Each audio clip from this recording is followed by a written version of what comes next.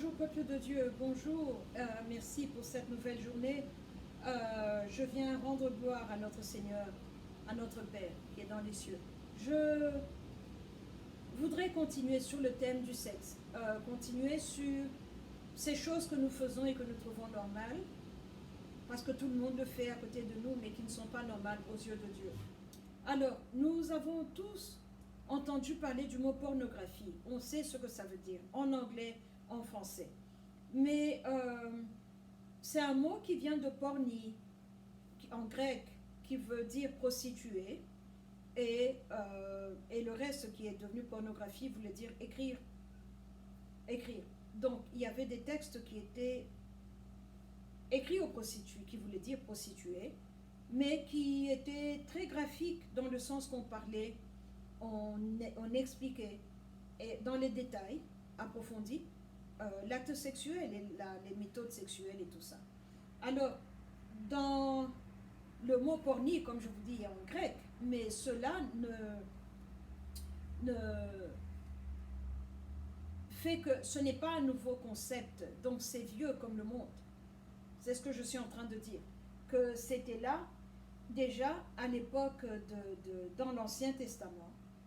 Il y avait des gens qui écrivaient des écrits hautement sexuels, hautement pervers, et ça faisait partie de la culture. Alors, comme on dit, il n'y a rien de nouveau sous le soleil. Maintenant, quand nous voyons comment cet esprit-là vous tient, parce que toute chose a un esprit qui vient avec. Quand c'est une activité de Dieu, il y a le Saint-Esprit qui est là avec vous, et quand c'est une activité pour honorer l'ennemi, il y a un esprit qui est là avec vous. Alors, nous ne pouvons pas ignorer cela. Alors, maintenant, la pornographie, donc, au travers de l'histoire. Quand nous allons en Inde, on avait des temples dédiés au dieu, au dieu du sexe. Des temples qui ont toute la façade du temple, c'est des positions sexuelles qui sont choquantes, mais que tout le monde peut voir. Et c'est un temple, et ils y allaient pour faire l'adoration à ce dieu-là. Nous avons des dieux dans la Grèce antique, dans la Rome antique, à qui le culte, donc quelqu'un comme Bacchus, c'est le premier nom qui me vient en tête, quelqu'un comme Pan, celui qui jouait à la flûte et qui violait tout le monde, les femmes, les hommes, même les animaux. Donc, il y a eu des déités, des êtres spirituels connectés à l'acte sexuel. Et cela n'était donc pas dans le contexte du Dieu vivant, mais qui a créé l'acte sexuel, mais pour pervertir ce que Dieu avait prévu. Alors, avec cela, nous pouvons voir au travers de l'histoire, parce qu'on a trouvé dans l'Égypte ancienne des hiéroglyphes de positions sexuelles qui expliquent comment faire, comment augmenter, comment arranger, quelle drogue prendre, quelle boisson, des breuvages à prendre pour vous donner plus de sensations. Donc, vous voyez le mélange entre la perversion et la drogue pour altérer la conscience de quelqu'un et pour vous permettre d'aller dans des dimensions élevées. Alors cela nous emmène dans ces temps modernes où dans toutes les villes qui ont le cable ou l'internet, vous avez accès aux chaînes pornographiques. Mais qu'est-ce que cela vous fait? Quand vous regardez un film normal, Chatsworth, ici en Californie, c'est la capitale de la pornographie du monde. Je crois que les revenus qui viennent du monde de la pornographie seul, on parle de milliards aux revenus de l'État de la Californie. Alors, c'est un business qui ne finira jamais. Les premiers films pornographiques ont été faits en Scandinavie, en Suède, et nous pouvons voir que c'est une société qui est vraiment décousue selon moi, ce que j'appelle. Mais cela nous ramène donc à cette vérité. La vérité est quoi? Et que quand vous êtes assis, imaginez que vous êtes un homme et que vous avez l'habitude de regarder les films pornographiques. Il n'y a pas d'histoire, il n'y a pas de substance, il n'y a pas de script. Il y a un script, mais qui vous emmène dans l'acte sexuel. Alors, cela peut vous pousser, si vous ne faites pas attention, à vous faire croire que c'est comme ça qu'on doit traiter les femmes, que c'est comme ça qu'on doit se comporter avec les femmes, qu'elle n'a rien à dire, vous arrivez, vous lui soulevez la jupe et vous faites ce que vous voulez. Ça, c'est du côté masculin. Et maintenant, l'acte sexuel entre un homme et une femme devient un problème et ennuyeux. Vous avez besoin d'avoir des partenaires, vous avez besoin d'utiliser des jouets sexuels, vous avez besoin d'utiliser la drogue, la musique qui va vous mettre dans cette humeur-là et pouvoir vous permettre à faire des choses. Alors, de l'autre côté, si vous êtes une femme, vous vous habituez à certaines choses aussi. Parce que dans tous les films pornographiques, il faut qu'une femme commence avec une femme et alors l'homme vient les joindre.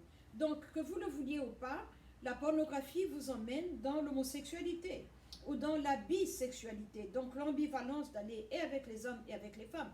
Mais le problème qui est là, c'est que quand vous êtes une femme, vous regardez deux femmes qui vont ensemble, l'esprit d'homosexualité vient en vous. Parce que vous connectez le plaisir que vous ressentez dans votre tête et dans votre corps, l'anticipation, et voir deux femmes qui vont, avec une autre, qui vont ensemble.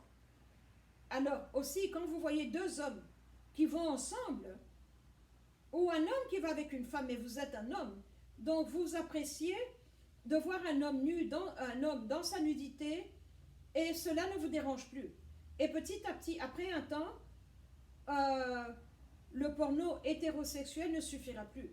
Il faudra maintenant aller dans un autre genre de porno où il y aura des orgies, où il y aura des mélanges, où il y aura des hommes et des hommes, des femmes et des femmes, et tout ce qui est au milieu. Et cela, petit à petit, vous emmène dans d'autres profondeurs. Donc, d'un endroit, vous allez à un autre, et cela vous rend ouvert à tout. Vous êtes ouvert à tout. Donc, voir deux hommes ensemble, ça va. Deux femmes ensemble, ça va. Quatre femmes ensemble, ça va. On incorpore un chien à l'intérieur, ça va. On incorpore ceci, ça va, il n'y a pas de problème. Le problème qui est là est celui-ci. On est esprit, âme et corps. Alors, quand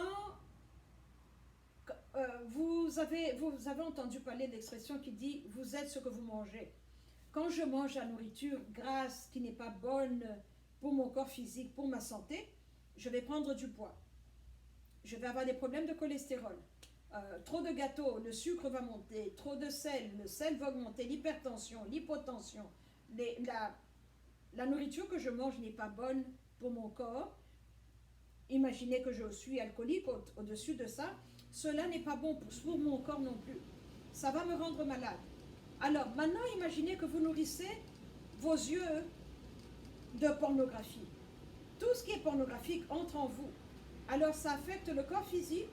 Vous n'êtes plus satisfait avec un seul homme. Vous avez besoin de plusieurs hommes ou d'emmener une femme. C'est comme ça qu'on appelle swingers. Un couple marié mais qui a besoin d'amener une femme, qui a besoin d'amener un homme.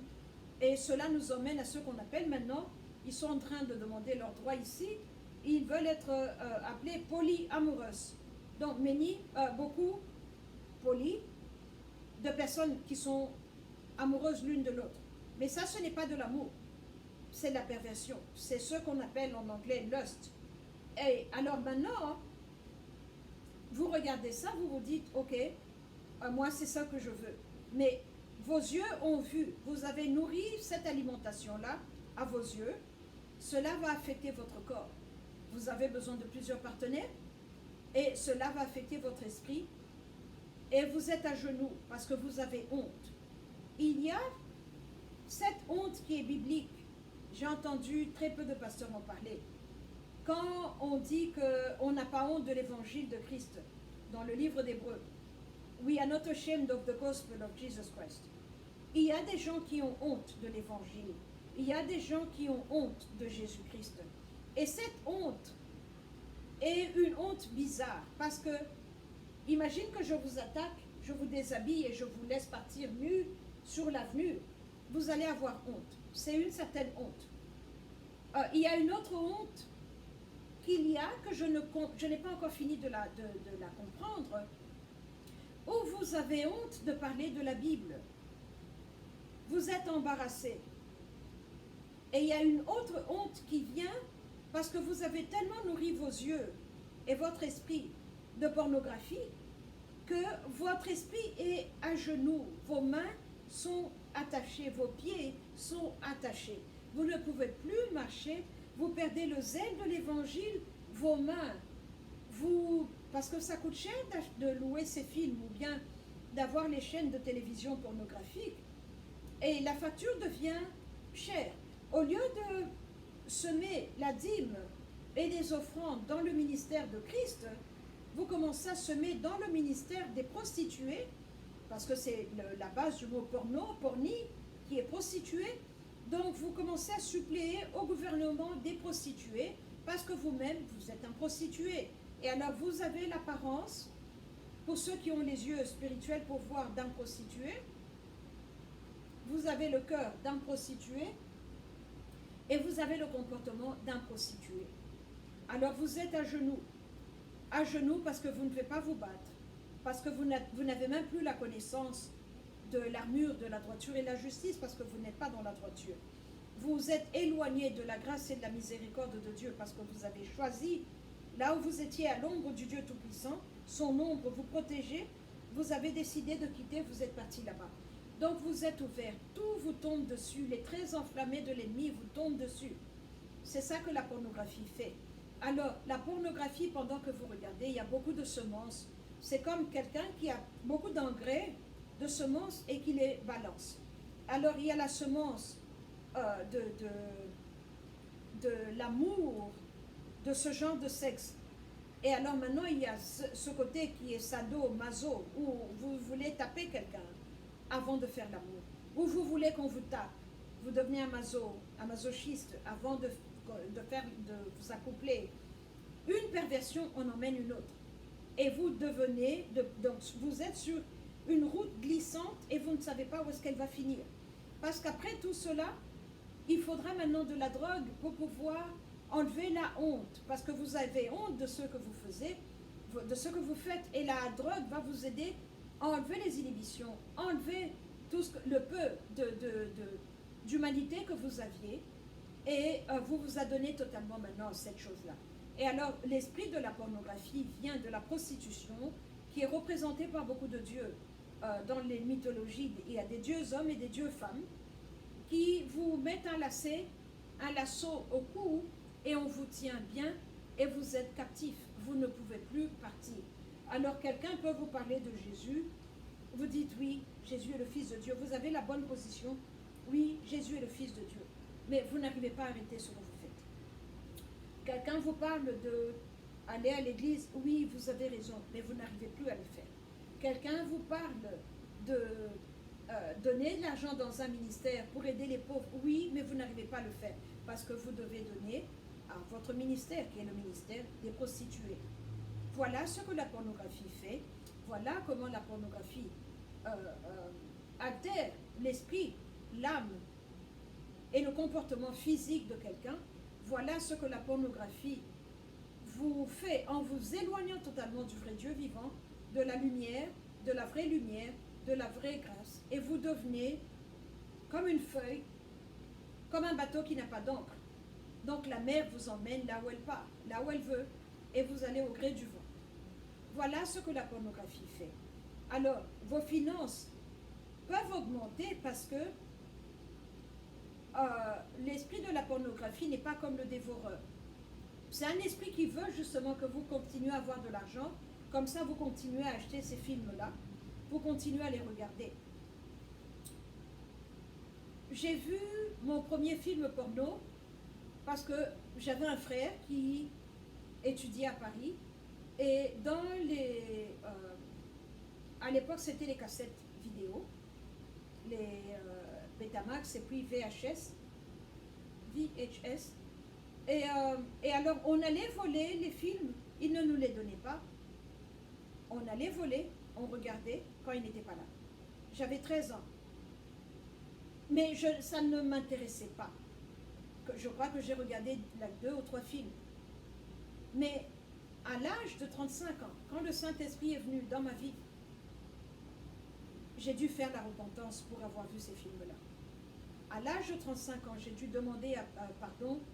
J'étais en jeûne, je me rappelle, assise par terre, je priais. Quand j'ai demandé pardon pour avoir vu les films pornographiques, un vent est sorti de moi. Quelque chose est sorti de moi. Je l'ai senti, c'est pour ça que j'en parle. Donc, la conclusion est quoi? Que tout ce que nous faisons comme action nous marque dans l'esprit, dans l'âme et dans le corps. Tout ce que nous regardons entre dans nos yeux et reste là.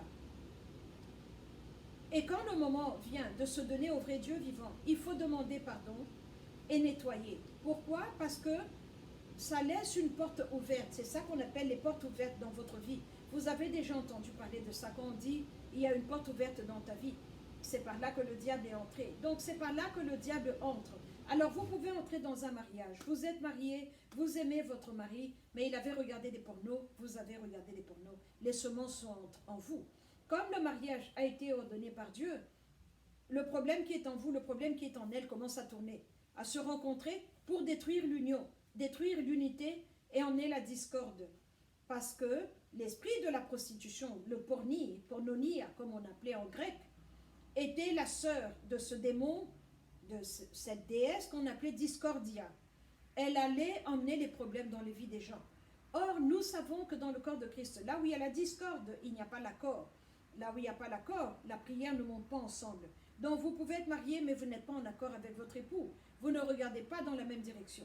Et donc, vos prières sont annulées parce que vous ne parlez pas le même langage. Il y a la discorde. C'est une réalité à laquelle nous faisons face aujourd'hui. Quand je prie avec les couples mariés, il faut parler, il faut être honnête, il faut faire la repentance.